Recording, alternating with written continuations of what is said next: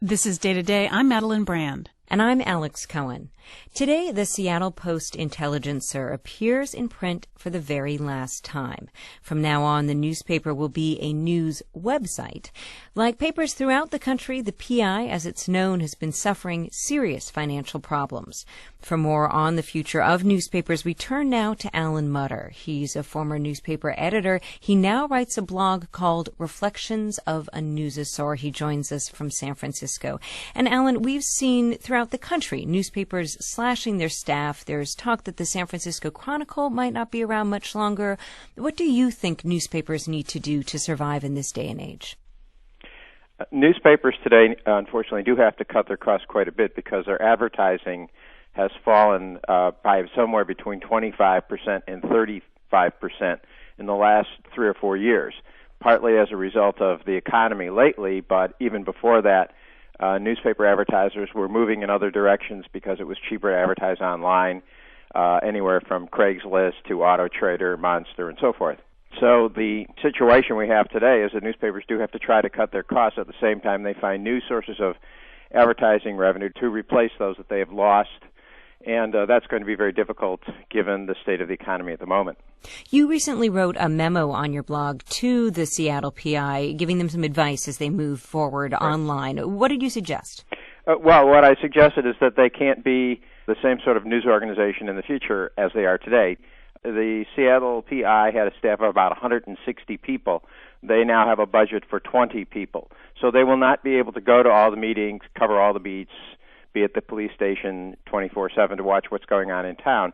Rather, they're going to have to stylize their coverage. They're going to have to pick their shots, and they're going to have to use content from other sources. And in fact, they've announced this morning that they're going to be getting content from many of the magazines published by their parent, Hearst Corporation, as well as linking to what they say is going to be 150 local bloggers. So they will be aggregating content, organizing content, stylizing content, and then they'll have some of their own signature coverage from their own people. I think that's going to be the future, certainly for online coverage for newspapers. It will be different than the type of coverage that newspapers have done in the past, because in the past newspapers have tried to put their own touch on every story and to provide a deep and authoritative coverage across a broad range of matters in a community. So it's going to be different going forward into the future. Well, here's one of the concerns I know that I have and a lot of my fellow journalists have is, okay, it all sounds well and good to get a bunch of free content from bloggers, but how do journalists, quality journalists, survive if we're not getting paid for our work? A good journalist is certainly worth as much as a good neurologist, as far as I'm concerned. Quality journalism where people are deeply and objectively reporting, providing a balanced analysis of what they find and presenting it in a compelling way. I think those things are awfully important now more than ever because in this world, anybody, anywhere can create content. Anybody can put up a video, put up a blog. Anybody can jump into Wikipedia and change facts.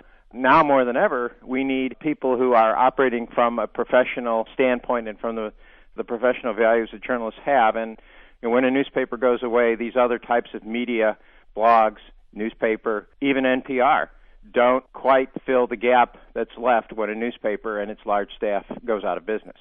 Alan, one last quick question. There's a picture on your blog of those very distinctive bright orange delivery boxes for the Seattle PI. Where do you think all those will go? I hope they're properly recycled. It's a sad, sad day. Alan Mutter, his blog is called Reflections of a Newsosaur. Thank you very much. Thank you.